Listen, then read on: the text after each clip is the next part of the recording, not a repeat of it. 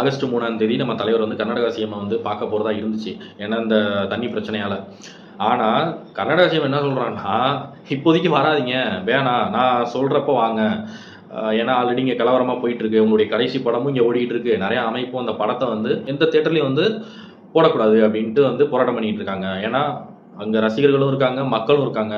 அதனால வந்து வேணாம், அது பிரச்சனையா மாறிடுமோன்ட்டு நான் நினைக்கிறேன். அதனால இப்போதைக்கு வராதீங்க, கொஞ்ச நாள் ஆகட்டும். அதுக்கப்புறம் நம்ம நேர்ல கண்டிப்பா 2 ஸ்டேட் மக்களுக்கும் நன்மை தர மாதிரி கண்டிப்பா நம்ம உட்காந்து அதுக்கு ஒரு சொல்யூஷனை நம்ம வந்து பண்ணுவோம் அப்படின்ட்டு சொல்லியிருக்காப்புல கர்நாடகா சிஎம். ஸோ தலைவர் இதுக்கு என்ன ரிப்ளை பண்ணாருன்னு தெரில, பார்ப்போம். அது அவர் எடுக்கிற டெசிஷன் தான். மோடிக்குமே வந்து லெட்டர் தான் அமைச்சிருந்தாரு. உச்சநீதிமன்றத்தில் வந்து என்ன ரூல்ஸ் போட்டிருக்காங்களோ, அணை கட்டக்கூடாதுன்னா கட்டக்கூடாது. நீங்கள் அனுமதி தரமாட்டேங்கிறது அது அடுத்த விஷயம். உச்சநீதிமன்றத்தில் என்ன சொல்லியிருக்காங்களோ அதன்படி தான் நீங்கள் வந்து ஃபாலோ பண்ணணும் அப்படின்ட்டு வந்து லெட்டரில் வந்து நம்ம தலைவர் வந்து எழுதி மோடிக்கு அனுப்பிச்சிருக்காரு. ஸோ பார்ப்போம். அசம்பிளியில் சொல்லலாம் என்ன நிலவரம், என்ன அப்டேட்டு, அடுத்து என்ன பண்ண போகிறாங்கங்கிறத அசம்பிளியில் மேபி சொல்கிறதுக்கான வாய்ப்பு இருக்குது. இப்போ இப்போ அந்த அணை போடுறாங்கன்னா நம்ம தமிழ்நாட்டு விவசாயத்துக்கும் ரொம்ப பெரிய அடியாக மாறும்.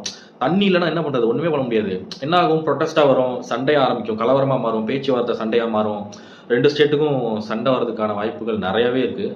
ஸோ அதனால் ஸ்டாப் பண்ண முடியாது. ஒன்ஸ் அந்த ப்ரொட்டஸ்ட்னு ஸ்டார்ட் ஆகிடுச்சுன்னா, ஜல்லிக்கட்டுலேயே நம்ம பார்த்துருப்போம் இல்லையா, நம்ம எவ்வளோ ப்ரொட்டஸ்ட் பண்ணோம், அதுக்கு எவ்வளோ நம்ம ஃபைட் பண்ணோங்கிறது நமக்கே தெரியும்.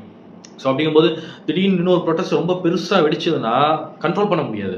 ஸோ அதுக்கு ஒரு எண்டுன்னு கண்டிப்பாக கொடுத்தே ஆகணும். அப்படிங்கும்போது அது எடுத்தவங்க முடிக்கிற விஷயம் கிடையாதுல்ல அது.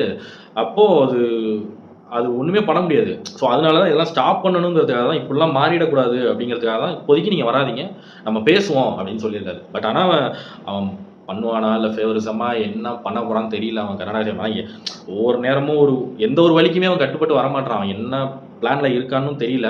பார்ப்போம். நம்ம தலைவர் அதுக்கும் ஒரு வழி இருக்கும். அதுக்கும் ஏதாவது ஒரு செக்மேட் வைக்கலாம். பார்ப்போம். வெயிட் பண்ணி தான் பார்க்கணும். உங்களுடைய கருத்தையும் நீங்கள் சொல்லுங்கள், பார்க்கலாம்.